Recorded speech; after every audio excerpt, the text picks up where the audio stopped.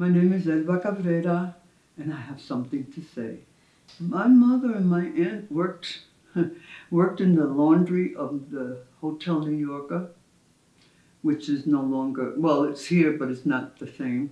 But my mother became a union rep while she was there. And then my aunt, this was during the war, World War II, my aunt left the New Yorker and went to work for the U.S. Post Office. But my mother was a little leery about leaving a job that was safe for her, and she stayed at the laundry. She worked there for 25 years, and she worked for her daughter. She was the head of household. And the example that she gave us, she wanted us to finish high school. That was the biggest thing for her. She kept telling us education was important. Evelina went through high school. During her career, she got a PhD from Manhattan College, an honorary.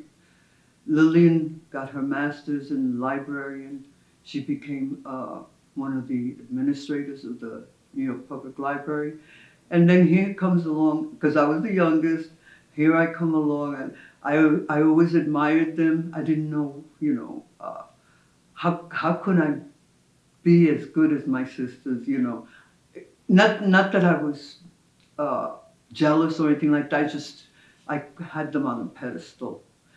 And I worked with Evelina for many years at the organization, United Bronx Parents, and then went to college. And once I got my degree, I wanted to do something with it. And in the back of my mind, I had always liked the arts somehow.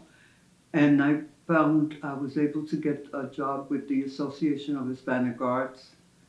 I started out as just a member of the staff, and then quickly became the assistant director. And that's where I started to bloom. And I met so many people and wonderful artists. I mean, they're crazy. They were just wonderful, wonderful people.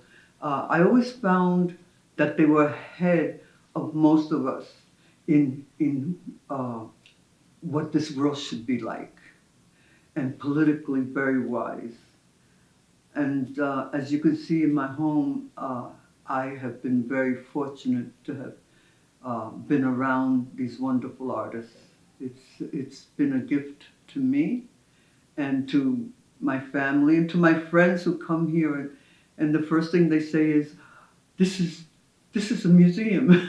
It is. And it's so beautiful. And it is my museum, and I just feel very comfortable and happy to be home, with all of these things. Because I was so fortunate. When I was working at the Association of Hispanic Arts, and I had just started there, I've always been a people person. So we all connected. And one of the things that happened was that they had put in a proposal for the Cedar Artist Program. Mm-hmm. I don't know if you, and that was, it was wonderful because the artists could do their work, go to the community, get paid a decent salary. We had 40 artists in the different disciplines.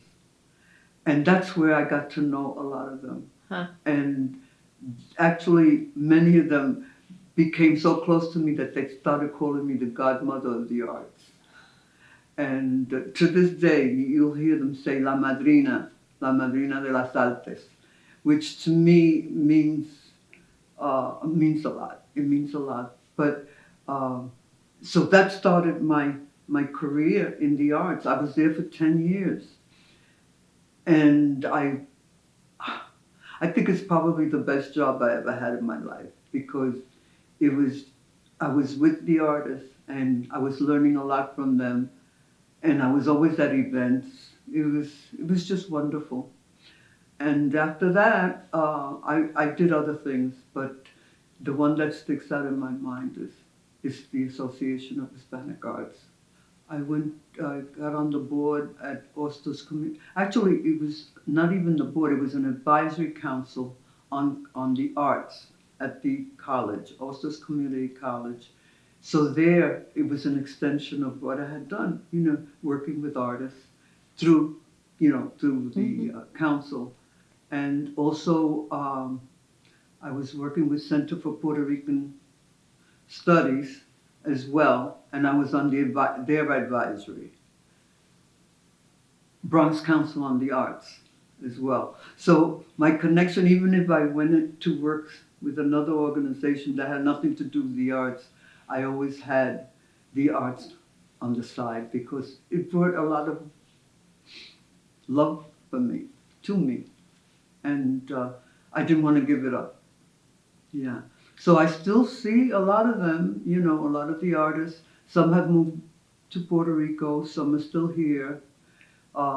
Some were like 18, 19 years old, and now they're in the 50s and 60s. I says, how did that happen?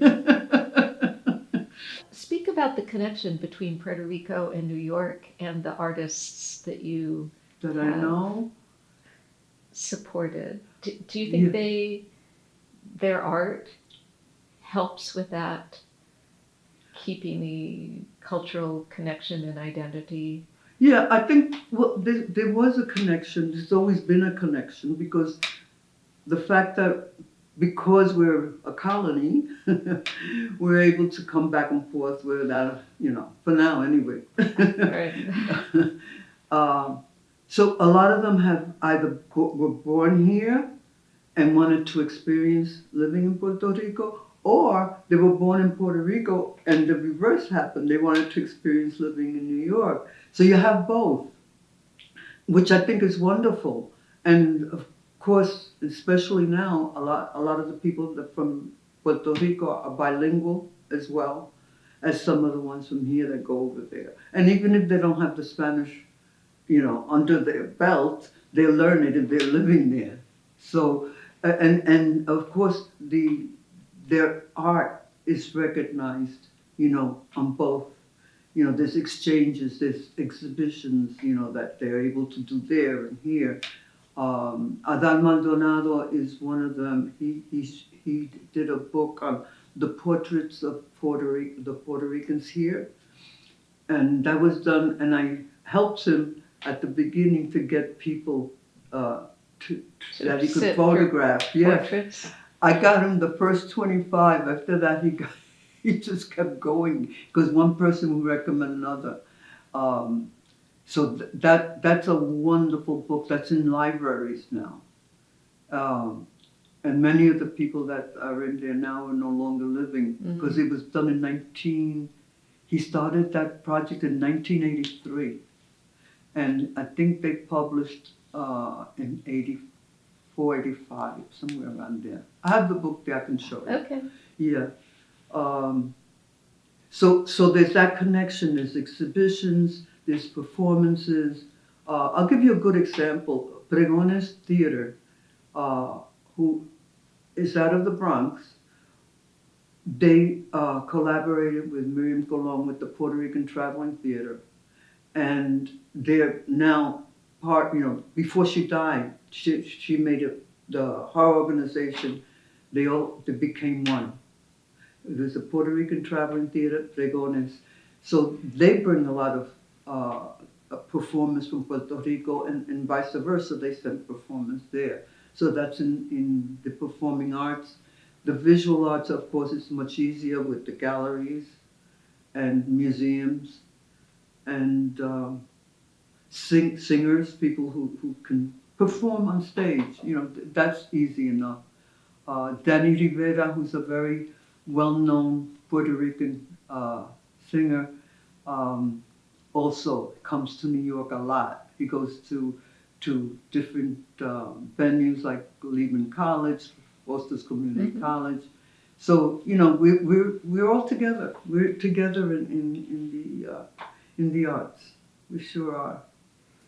And your three sisters, you worked all in different aspects. Would you say you all worked in different aspects of the same? We all worked differently, but I think we had the same vision in mind, and that was to bring people together. Evelina was with the politics. Lillian was with the library and children reading. I mean, that was her thing. And with me was the cultural arts. And like I said, mine came late. I really, what I used to dream of as a child, listen to this, I used to think that I wanted to travel the world. And I didn't realize that I was going to do it at a late age. And it came later. My children were already out of the house. And I was already in my 50s when I went to work for the Girl Scouts of the USA. I had the opportunity to travel the nation. 80% of the nation I traveled with No Girl kidding. Scouts. So that was a dream that came true. It came and it just came out of nowhere. So I feel lucky with that. And then the traveling that I've done on my own in Europe. I've been to South Africa. I've been to South America. So I have no regrets. I really feel very blessed that I've been able to do this. And I have to thank my mom and my aunt and my sisters because it was their encouragement. My mother had a 6th grade education and she and my aunt more or less the same, 6th, 7th grade. And they were born in Puerto Rico but came Yeah. here. Oh yeah. My mom, we were all born there. I was the one that came when I was a year and a half. I was a baby. I was a baby. But my mom and my aunt came to this country with no English language. It just wasn't in the vocabulary, and they learned. My mother and my aunt. My aunt did very well. My aunt was more political. She used to work for LaGuardia when she would campaign for him. Yes. So I have very, very wonderful memories of living in Spanish Harlem, of Central Park, and it's been good. It's been good. Are you involved in politics today? I am not as much as I was earlier. I it's very hard right now to even want to be because of what's been happening, but I do hope to be able to work toward changing the landscape of this country. I've never lived through anything like this. I think it's even worse than McCarthy. It and he seems was to be pretty a bad. broader, influencing a broader range of our nations. Yeah, no, it's been very, very difficult for me to comprehend how people can get away with things. Especially, I was taught that, you respect authority, you respect the law, all this respect, and all of a sudden, the person that's leading this nation is disrespecting everything that we hold dear. It's just not right. It's not right at all. I have to say this, Evelina used to tell me when things got real bad, she would say, there's always hope. So when I hear that, and then she always used to say, this too shall pass. Yes. So I said, okay, all right, I hear you. I have a mother-in-law who says that. Yes, this Yes. too shall pass. So I'm hoping, I'm hoping that we have to count also on the young people. I would say follow your dream. I would say do what education to me, especially since I've lived through it.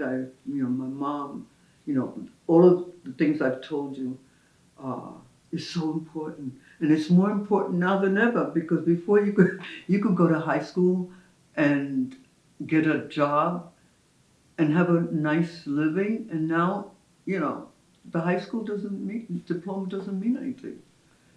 It's just changed. It's Keep going. The technology has made it so. But I think if a person can work and persevere and study, and even if you don't go to school, but to be aware of what's happening in the world,